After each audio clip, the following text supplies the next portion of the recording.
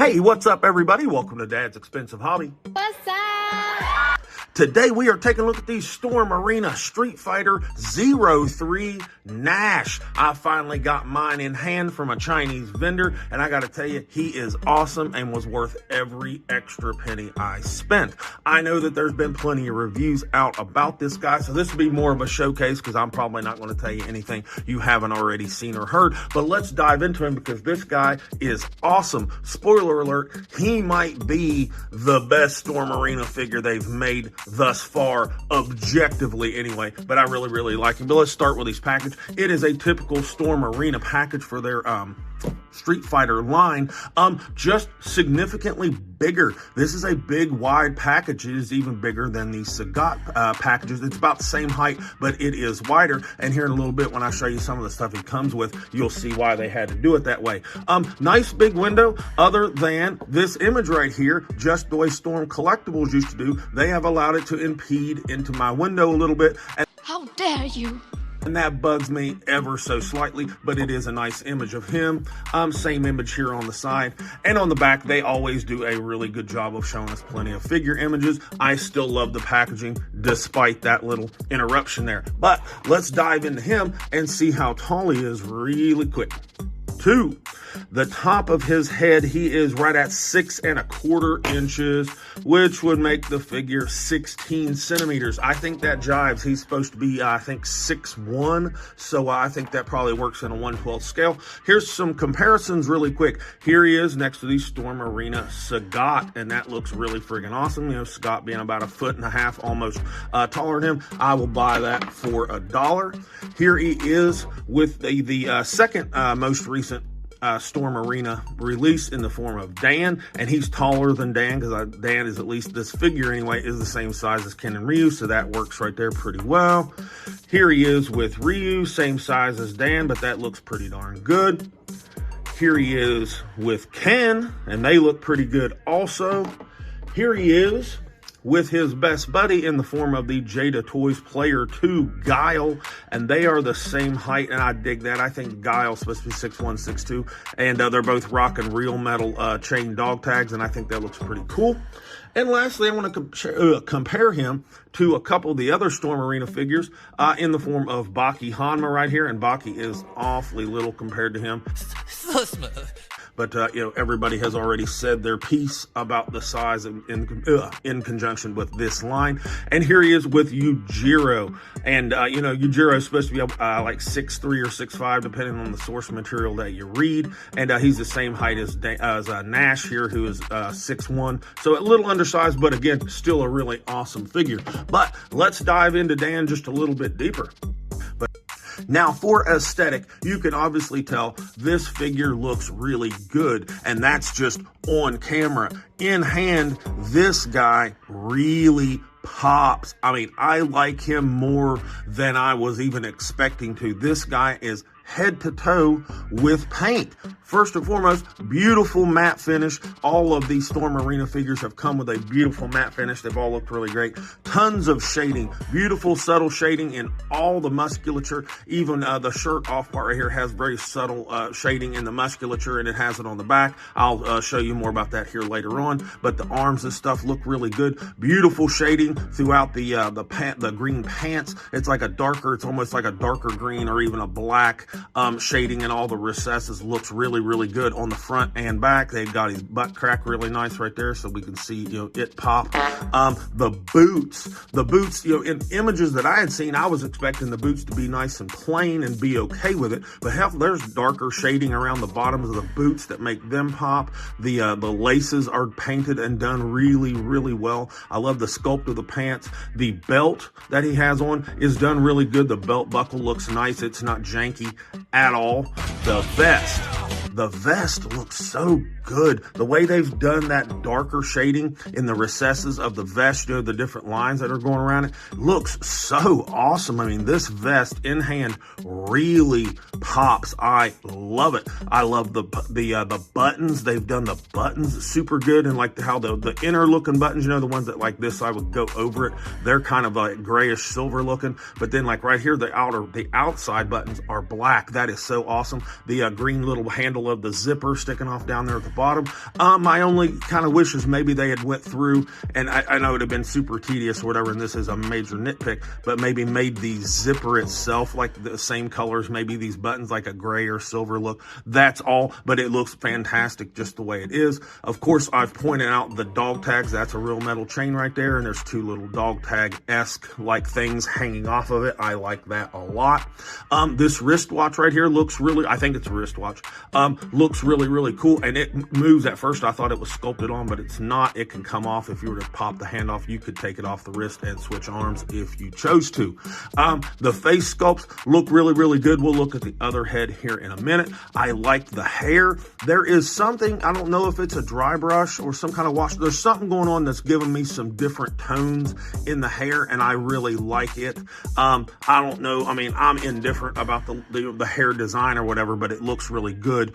One little nitpick is the way that they've sculpted through here. You can tell that this, like this part right here where the spiky part is, there's a little island of hair here that you can tell was attached separately from the rest of the head sculpt, but they've carved it to make it look like his hair is just combed that way. But you can see, especially right here, that is definitely a seam line because it's two different pieces of plastic. That is me being nitpicky. It still looks really good. It just looks so good. I'm literally having to search for things to even quasi complain about. And of course, the glasses, they don't come on him in the package. I just went ahead and put them on him, and they are done super duper well, but we will go over them more when we go over his accessories. But just overall, this figure, just, I'll say it again, it pops. It looks so good. Now for accessories, he by and large comes with the best set of accessories for any Storm Arena release to date. I absolutely love it. And he does not come with an inflated price. Thank you. But he does come with the usual two different head sculpts. He comes with the serious head that you've been looking at for the past few minutes, and I really like the sculpt and the expression. The chin might be not as sharp as like the Sprite or the game, but it still looks pretty good. And then he comes with this other face right here, the teeth gritting face right here, and it looks really nice as well. The eyes and everything and the shading on the face looks fantastic.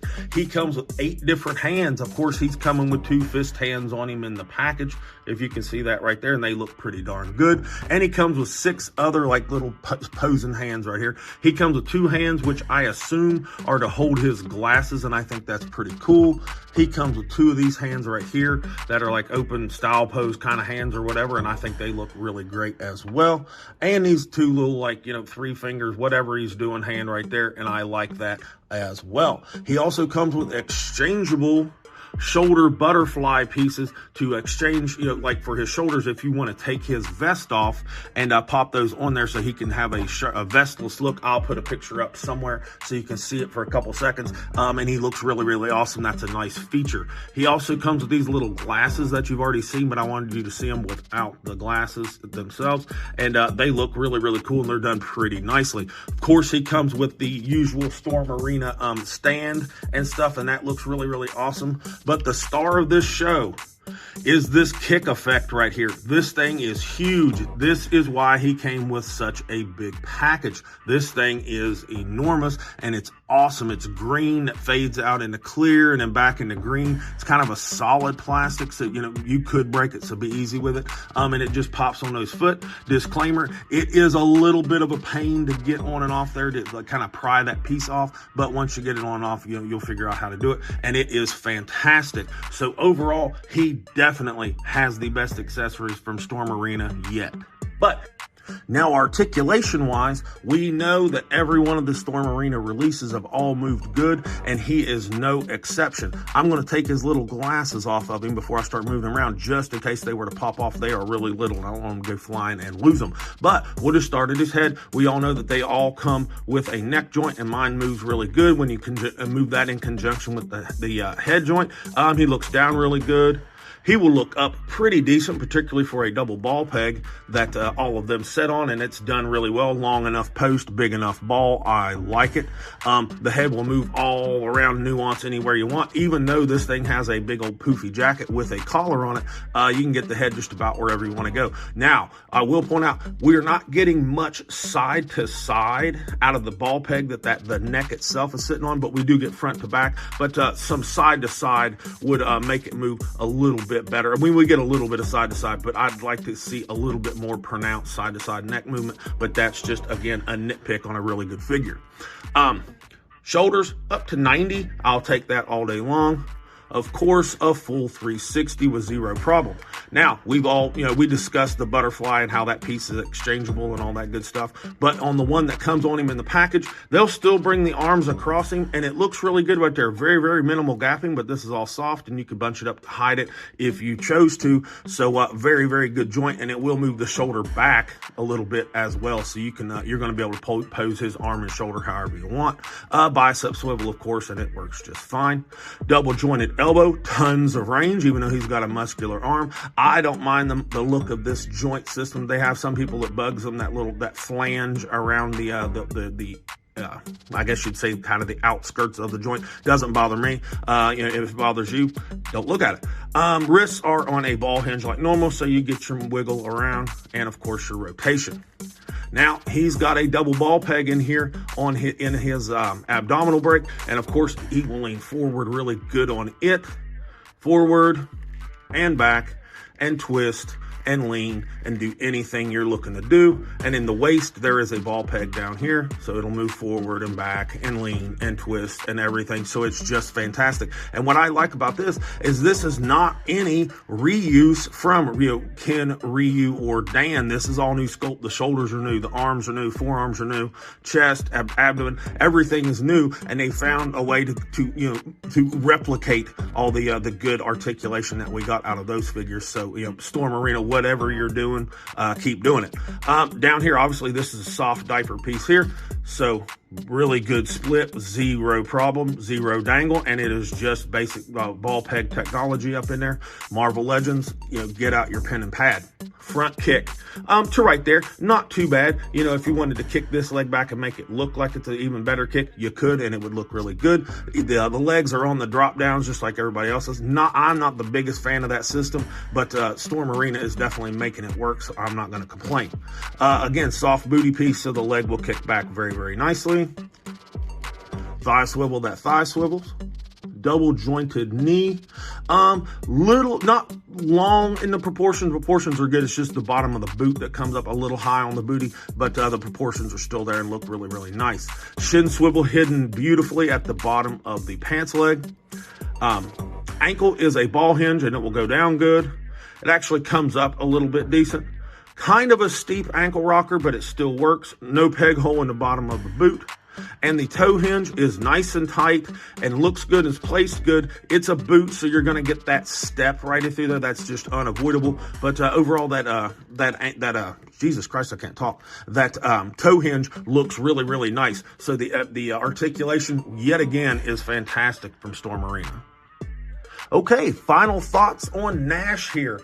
If you can't tell by now, I really, really enjoy this figure. Is he subjectively my favorite from Storm Arena? No, that still has to go to Sagat, but that's my own little prejudices. But objectively, this is probably, not even probably, it is the strongest release from Storm Arena to date. The accessories are fantastic. The paint and sculpt and articulation are fantastic. It's all next level stuff. And, and the price was really good. It was still the same price as these guys. So this one is by far the best release from Storm Arena. A+, one of the best figures of the year, if not possibly the best figure of 2026 so far, and it will be hard to dethrone in the coming months of the year. Anyways, that is all I have got for Nash. Be sure to subscribe, like, comment, share, all that good stuff. Give me some hype points. And this has been Dad with Dad's Expensive Hobby, and I'll talk to you all in the next video.